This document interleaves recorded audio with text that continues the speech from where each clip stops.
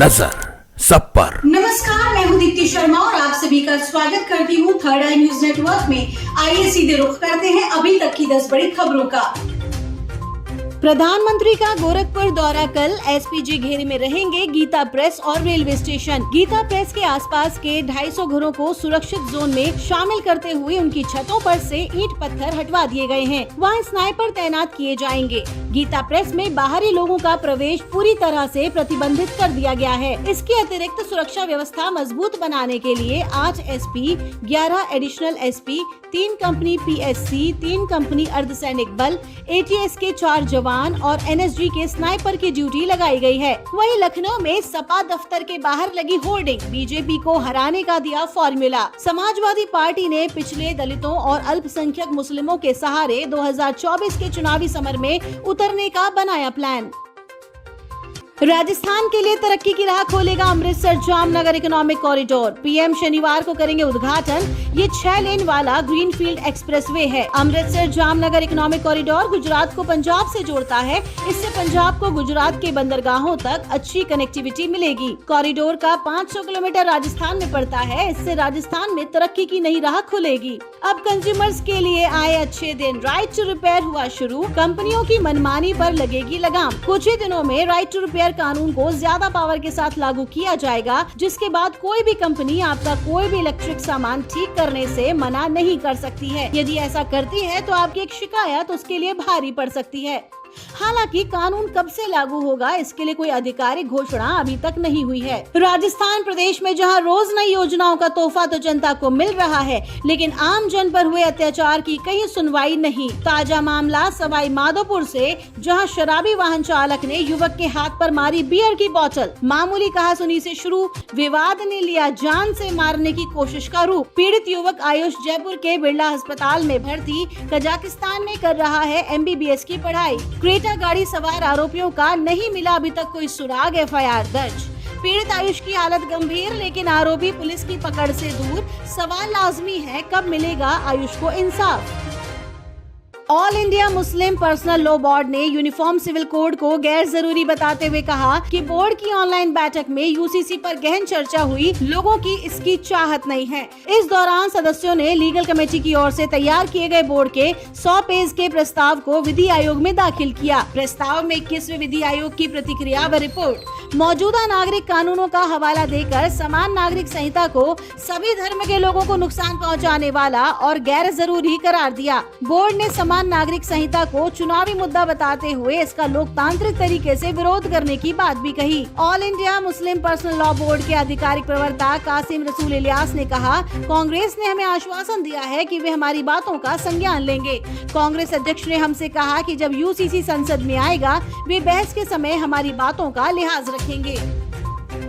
मध्य प्रदेश में मुख्यमंत्री सीखो कमाओ योजना में 30 घंटे में 60,000 आवेदन। 1 अगस्त से शुरू होगा युवाओं का प्रशिक्षण। इसमें सबसे ज्यादा 3,139 आवेदन रीवा जिले से आए हैं। आपको बता दें, मुख्यमंत्री शिवराज सिंह चौहान ने योजना का पोर्टल MMSKYMPGOV लॉन्च किया था। योजना में करीब 700 से अधिक कोर्सेज में प्रशिक्षण दिया जाएगा। मुख्यमंत्री सीखो कमाओ योजना में 18 से 29 वर्ष आयु तक के मध्य प्रदेश के स्थानीय निवासी पात्र हैं। योजना में 12वीं पास को 8,000 प्रति माह, ITI उत्तीर्ण 8,500 प्रति माह, डिप्लोमा उत्तीर्ण को 9,000 प्रति माह, ग्रेजुएशन या उच्च उत्तीर्ण को 10,000 प्रति माह रुपए मानदेय दिया जाएगा। कोर्सेज का प्रशिक्षण का समय 3 माह से 1 साल तक का होगा। सीएम मनोहर लाल ने किया ऐलान, हरियाणा में कुंवारों और विधुरों को पेंशन देगी सरकार। इस योजना के लिए हर महीने सरकार को 20 करोड़ रुपए खर्च करने होंगे। अब सरकार उन पुरुषों को 2,750 रुपए प्रति महीने पेंशन देगी जिनकी पत्नी की मौत हो चुकी है। मतलब ये कि वो विधुर हो गए हैं। सीएम ने कहा कि जिन पुरुषों की सालाना आय 3 लाख रुपए तक है, उन्हें विधुर पेंशन का लाभ मिलेगा। हरियाणा में ऐसे 5,700 के करीब लोग हैं जिन्हें ये लाभ मिलने वाला है। बता दें कि हरियाणा सरकार 45 से 60 साल तक के कुंवारों को भी पेंशन देने का ऐलान कर चुकी है। हरियाणा में 71,000 कुंवारों को पेंशन का लाभ मिलेगा। शर्त ये है कि लाभार्थी की सालाना आय 1,80,000 तक हो और वो 40 से 60 साल की आयु के दायरे में आता हो। 60 साल के बाद ये अपने आप बुढ़ापा पेंशन में बदल जाएगी। इस योजना का लाभ लाभार्थियों को 1 जुलाई 2023 से मिलेगा।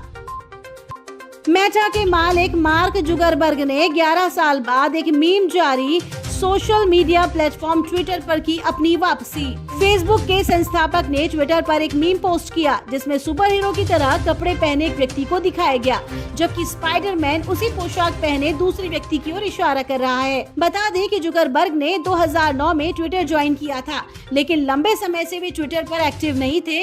उन्होंने आखिरी ट्वीट 18 जनवरी 2012 को किया था और उसके बाद आज यानी 6 जुलाई को उन्होंने कोई ट्वीट किया है। ये पोस्ट उनकी कंपनी मेटा द्वारा एलन मस्क के ट्विटर को सीधे टक्कर देने के लिए डिजाइन किए गए एक नए ऐप थ्रेड्स के अनावरण के कुछ घंटों बाद आया है।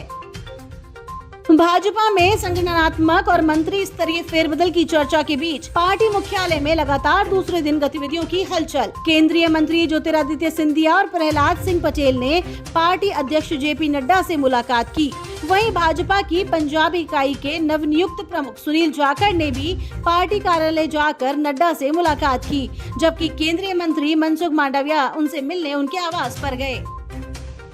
राजस्थान विधानसभा चुनाव की रणनीति और गहलोत पायलट विवाद के चलते आज दिल्ली में एआईसीसी मुख्यालय में कांग्रेस नेताओं की बैठक में कांग्रेस अध्यक्ष मल्लिकार्जुन खड़गे, राहुल गांधी, सचिन पायलट, अशोक गहलोत से लेकर कई बड़े कांग्रेस नेता शामिल हैं। आपको बता दें कि पैर में चोट लगने की वजह से CM Ashok Gehlot video conferencing के जरिए मीटिंग में जुड़े हैं। बैठक के बीच में कांग्रेस अध्यक्ष मल्लिकार्जुन खड़गे ने ट्वीट किया और कहा कि जन सेवा, राहत और सबका उत्थान, प्रगति के पथ पर बढ़ता राजस्थान। कांग्रेस पार्टी ने राजस्थान में समावेशी विकास एवं जन कल्याण की योजनाओं को घर घर पहुंचाया है। इसके साथ ही उन्होंने लिखा कि पार्टी एकजुट होकर आगामी चुनाव में जनता के बीच जाएगी। राजस्थान का हर वर्ग, किसान, खेत मजदूर, युवा, महिलाएं और समाज का हर एक वर्ग कांग्रेस पार्टी में अपनी आस्था व्यक्त कर रहा है। हम सबकी आकांक्षा का ख्याल रखेंगे, इस बार इतिहास बदलेगा। हवा में उड़ता आया pizza delivery boy jetpack की मदद से शुरू की डिलीवरी। जैसे जैसे टेक्नोलॉजी एडवांस हो रही है, काम करने का तरीका बदल रहा है और नई नई चीजें अपनाई जा रही हैं। वर्तमान समय में जब भी हम सभी पिज्जा या खाना ऑर्डर करते हैं तो उसकी डिलीवरी बाइक या साइकिल की मदद से डिलीवरी बॉय द्वारा की जाती है, लेकिन भविष्य ऐसा नहीं है।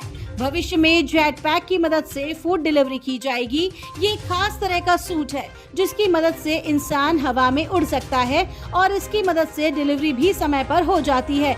इसमें ना तो ट्रैफिक बाधा बनता है और ना ही मौसम।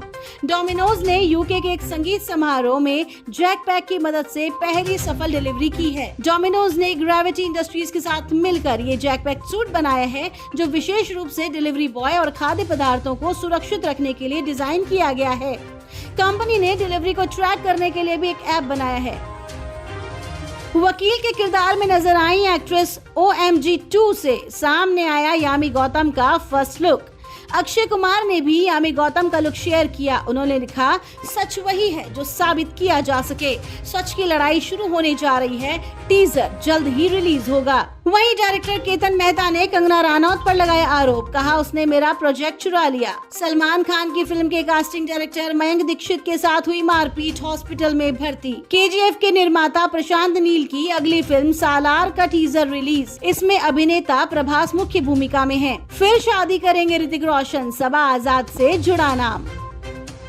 तो ये थी अभी तक की 10 बड़ी खबरें। देश विदेश की ताजा तरीन खबरों के लिए जुड़े रहिए थर्ड आई न्यूज़ नेटवर्क के साथ। नजर सब पर।